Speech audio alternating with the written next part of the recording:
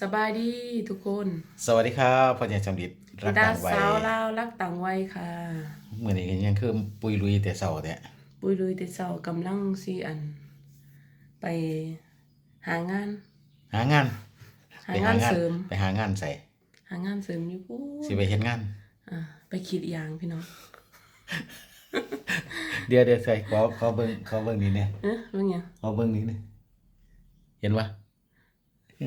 ตาเป็นหยัง นอนบ่หลับพี่น้องดีใจได้ไปเฮ็ดงานเสริม บ่สิเบิ่งเอ็นตา หาเอ็น โอ้ยดีใจพุ่นน่ะนอนบ่หลับเมื่อคืนนี่ เบิ่ เมื่ ง อคืน เบิ่ง เมื่อ เบิ่ง คื เอ็ น นตาคนจะไปกรีดยาง อ่ะมื้อนี้ไปที่เมียนตาไป เป็นว่าเราเป็น หารีแลกซ์ไปหาให้กำไรตัวเองนะครับผมไปให้กำไรตัวเองจักนิดจักหน่อยนะครับไปเพื่อจะไปทางมึงเลย เมืองเลยนะครับเมื่อนี้จะไปทางเมืองเลยก็พอดีก็ไปสมทบกับน้องแตงโมนะครับผมจะถ่ายมาสู่เบิงนะครับ ถ่ายสุเบิง ในการ หาน้องเมียบ่ ไปหาการหางานไปหาน้องเมียแต่ว่าบ่ได้กินน้องเมียหรอก พอดีช่วงนี้มันก็งานว่างๆเลยเนาะ งานว่างพอดีนะค ไป รับ หางานเสริมเนาะ แม่ บ่ได้รับจ็อบเนาะ ตั้งไปให้พลังงานตัวเองให้กำลังใจตัวเองนะครับผม ทั้งไปเอาลีดคีโพออกมาเอ้ยคีโพบ่ไงๆอู้ มินตาว่าย อม จมโอ้ยบ่มีโอกาสได้ได้ใส่เสื้อใหม่น้ำเขาดอกว่าซั่น เสืองามๆคือ เสื้องามๆก็บ่ได้มีโอกาสได้ใส่น้ำเขาว่าซั่นเด้ ผมเลยถามว่าเป็นเป็นหยังบ่ เป็นหยัง มีชื่ ค่อยบ่มีเงินซื้อบ่ว่าซั่นบ่นเป็นหยังมี มีอยู่ เป็นหยังคือบ่ได้ใส่คือบ่ซื้อขี้ที่ติแพงบ่ บ่แพง เป็นหยัง มันบ่มีไส้ โอ้ยเหลือตัว ใส่ เจ้าข บ่ อง มี ดิ กันมีแต่ใส่พิเศษ ใส่พิเศษก็บ่อยากใส่โอ้มันบ่งามเนาะ ตัวงามๆออกป๊อกแป๊กไป แม่น ย่างอ้อมตลาดโบเบ้ก็บ่มีบ่ได้ อ่าฮะ ได้แต่ตัวบ่งามเนาะแทนที่เจ้าของบ่ผู้งามผู้ให้เจ้าของก็ต้องอยากได้เสื้องามๆมาใส่นํเขาตัว อันนี้ให้ผู้ให้น่ะได้แต่เสื้อบ่มีใส่ โอ้ยตายรับไม่ได้เลย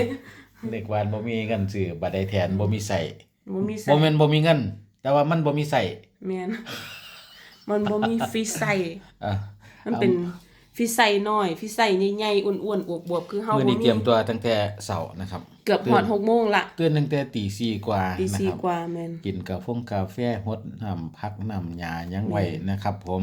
ก็ มื้อคืนนี่น่ะพ่อใหญ่สำริดนอนโกน ส่วนมินตานอนได้ 2 ชั่วโมง ตื่นเต้นเพิ่นว่าสิได้ไป โอ้ย เห็นน้องเนาะ เห็นน้องไปเบิ่งสวนยาง ไป น้อง หาน้องมากรีดยางนะครับมากรีดยาง แม่น มากรีดยางก็เลยสิไปรับน้องจากด้านนะครับสิไปส่งสวนยางก่อนส่งสวนยางก็สิพาน้องไปหาเที่ยวก่อนจักหน่อยนะครับ ว่าเขาจะไปเที่ยวไสบ่ทันได้บอกดอกนะครับ แม่น แต่ว่าก็จะลงคลิปหรือว่าจะไลฟ์สดมาสู่เบิ่งเรื่อยๆเนาะ แม่นแต่ว่าอยู่หม่องที่น้องสวนยางเพิ่นอยู่หั่นน่ะมันบ่ค่อยมีสัญญาณปานใดเนาะ เวลาเฮาถ่ายคลิปแล้วก็อัปโหลดบ่ได้แล้วก็ ก็ เฮา จัง ก็ ว่ามื้อหลั สิ ง มาลงทยอยลงทีหลังเนาะ ลงย้อนหลังเอา แม่ ดี น กว่า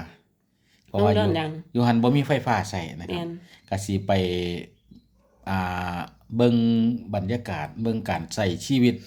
แม่น การใช้ชีวิตจริงนะครับ การที่ไม่มีไฟฟ้าใช้ไม่มีพัดลมเป่าตัวเองนะครับบ่มีพัดลมบ่มีไฟฟ้า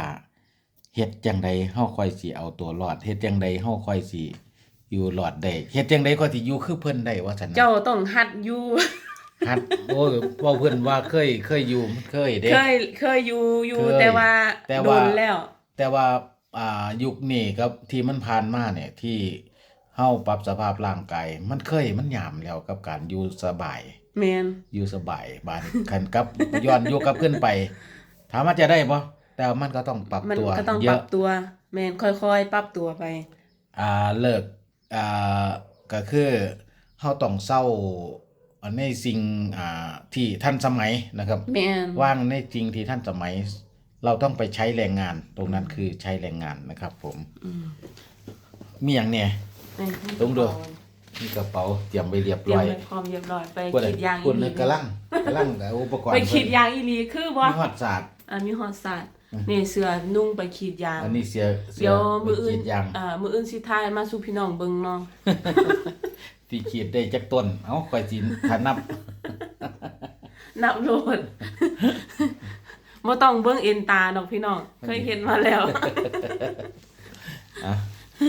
เนาะเตรียมเครื่องอีหยังกันเบิดเลยพี่น้อง โอเคเอาไว้ซ้ำนี้ก่อนเนาะสำหรับคลิปนี้เอาเป็นคลิปสั้นๆเนาะ คลิปสั้นๆ ก็จะเตรียมตัวแล้วล่ะ แล้ว เตรียมตัวพร้อม จะ ไปแล้ว เดินทางนะครับผม แม่น โอเค